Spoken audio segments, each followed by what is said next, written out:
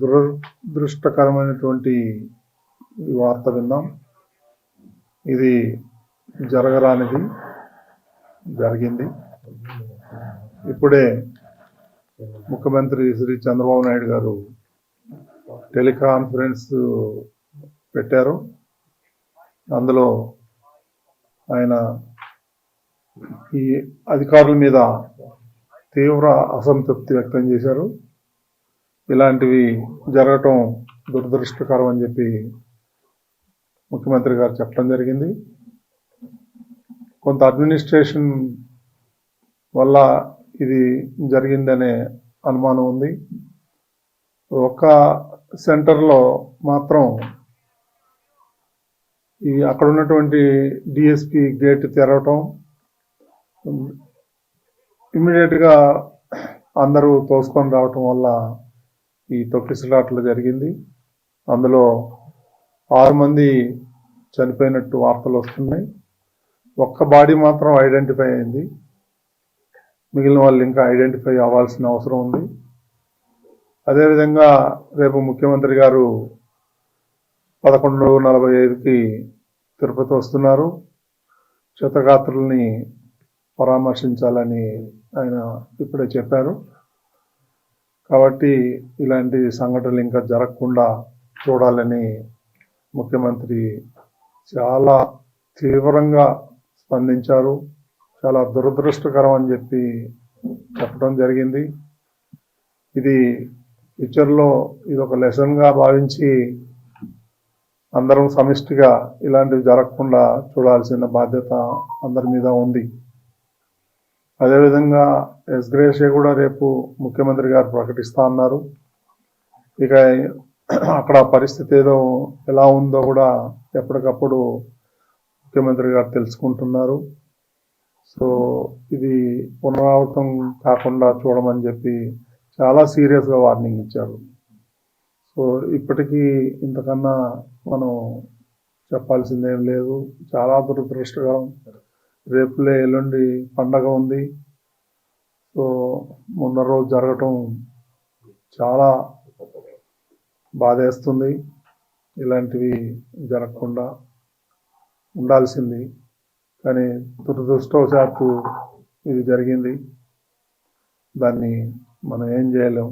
దైవ నిర్ణయం. మనం ఖండించటం తప్ప, వాళ్ళకి ఏదైనా సాయం చేయటం తప్ప మనం చేయాల్సింది ఏమీ లేదు.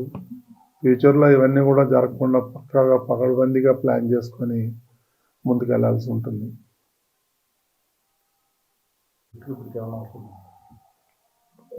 ఈ దుర్ఘటన ఎన్ని రోజులు చోటు చేసుకుంది? తోకలాట 3 చోట్ల తోకలాట జరిగింది. ఈ ఎన్ని రోజులు చోటు చేసుకుందని మీకు ప్రాథమికంగా ఉన్న సమాచారం వచ్చింది? ఇదే ఒక చోటది వచ్చింది సమాచారం. ఒక లేడీ ఏదో అనీజీగా సిక్ అయితే అమ్మాయిని హాస్పిటల్కి తీసుకెళ్ళటానికి ఆ గేట్ తీశారు. ఆ గేట్ తీసినప్పుడు జనం అంతా కూడా ఒకటేసారి రావటంతో తొక్కిసలాట జరిగింది ఒక ప్లేస్లో. మిగిలిన 2 ప్లేస్లో ఇన్ఫర్మేషన్ రావాల్సి ఉంది. అంత అధికారులు ఉన్నారు అక్కడ. కలెక్టర్ ఉన్నారు, ఈఓ ఉన్నారు, అందరూ ఉన్నారు అక్కడ, ఎస్పీ ఉన్నారు. ఇప్పుడే అందరూ సీఎం ఆఫీస్ కానీ డీజీపీ కానీ వీళ్ళందరూ కూడా టెలికాన్ఫరెన్స్లో మాట్లాడటం జరిగింది. చూడాలా ఇంకా ఫర్దర్గా ఏం జరగబోతుంది అనేది వేచి చూడాల్సింది. అధికారుల మీద చాలా తీవ్రంగా ఆగ్రహం వ్యక్తం చేశారు. అడ్మినిస్ట్రేషన్ ఇలా కాదు, పకడ్బందీగా ఇవన్నీ ప్రిడిక్ట్ చేయాలి, నాకు క్లియర్గా లోపం కనిపిస్తుంది, మీరు చాలా ఈజీగా తీసుకున్నారు, మీరు ఎందుకు ఈ విధంగా చేశారనేటువంటి కూడా వ్యక్తం చేశారు ఆయన. రేపు సీఎం గారు వస్తారు కాబట్టి ప్రెస్ మీట్ కూడా ఉంటుంది. ఇంకా రేపే సీఎం గారే వీటన్నిటికీ అడ్రస్ చేస్తాడని అనుకుంటున్నాం కదా. చేసేదంతా కూడా అధికారులే కదా, ఇంకెవరికి బాధ్యత ఉంటుంది? ముందర రోజు నిన్న కూడా నేను మీటింగ్ కాల్ఫర్ చేశాను అధికారులతో. ఏం చేస్తున్నారు ఏంటి నేను అడగటం కూడా జరిగింది. చాలా ఈజీగా తీసుకోవద్దండి మీరు.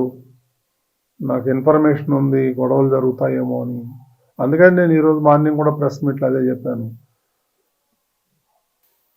తిరుమలకి రానివ్వరేమో, దర్శనాలు కావేమో అనేటువంటి రూమర్ బాగా సోషల్ మీడియాలో స్ప్రెడ్ చేశాను.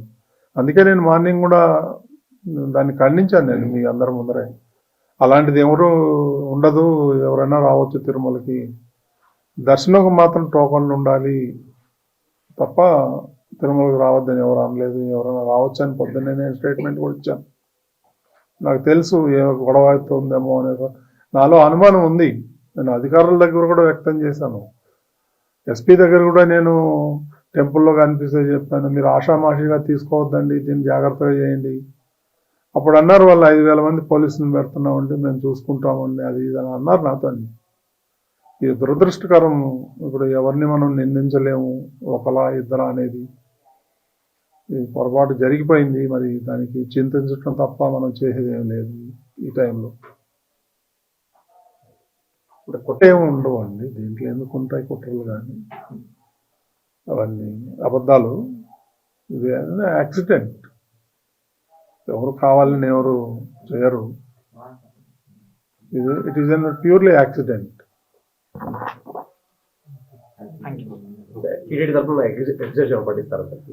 రేపు ముఖ్యమంత్రి గారు ప్రకటిస్తారు. కొంతమంది ఉన్నారు, ఇంకో 20-25 మంది క్యాజువాలిటీ అడ్మిట్ అయ్యారు. రియా హాస్పిటల్లో కొంతమంది, సిమ్స్లో కొంతమంది ఉన్నారు. చూడాలి, నేను కూడా వెళ్తాను, వెళ్ళి చూసేసి వస్తాను. అక్కడ బాగా టెన్షన్గా ఉంది. అందరూ ఉన్నారు, యంత్రాంగం, జిల్లా యంత్రాంగం అంతా అక్కడే ఉంది. తిరుమలకి రానివ్వరేమో, దర్శనాలు కావేమో అనేటువంటి రూమర్ బాగా సోషల్ మీడియాలో స్ప్రెడ్ చేశాను. అందుకే నేను మార్నింగ్ కూడా దాన్ని ఖండించాను నేను మీ అందరి ముందరే. అలాంటిది ఎవరు ఉండదు, ఎవరైనా రావచ్చు తిరుమలకి, దర్శనంకు మాత్రం టోకన్లు ఉండాలి తప్ప తిరుమలకి రావద్దని ఎవరు అనలేదు. ఎవరైనా రావచ్చు అని పొద్దున్నే నేను స్టేట్మెంట్ కూడా ఇచ్చాను. నాకు తెలుసు ఏ గొడవ అవుతుందేమో అనే నాలో అనుమానం ఉంది. నేను అధికారుల దగ్గర కూడా వ్యక్తం చేశాను. ఎస్పీ దగ్గర కూడా నేను టెంపుల్లో కనిపిస్తే చెప్పాను, మీరు ఆషామాషిగా తీసుకోవద్దండి, దీన్ని జాగ్రత్తగా చేయండి. అప్పుడు అన్నారు వాళ్ళు 5,000 మంది పోలీసులను పెడుతున్నామండి, మేము చూసుకుంటామండి, అది ఇది అని అన్నారు నాతో. ఇది దురదృష్టకరం. ఇప్పుడు ఎవరిని మనం నిందించలేము, ఒకలా ఇద్దరా అనేది. ఇది పొరపాటు జరిగిపోయింది, మరి దానికి చింతించడం తప్ప మనం చేసేది ఏం లేదు ఈ టైంలో. ఇప్పుడు కుట్రేమి ఉండవు అండి దీంట్లో. ఎందుకు ఉంటాయి కుట్రలు? కానీ అవన్నీ అబద్ధాలు. ఇది యాక్సిడెంట్, ఎవరు కావాలని ఎవరు చేయరు. It is an purely accident.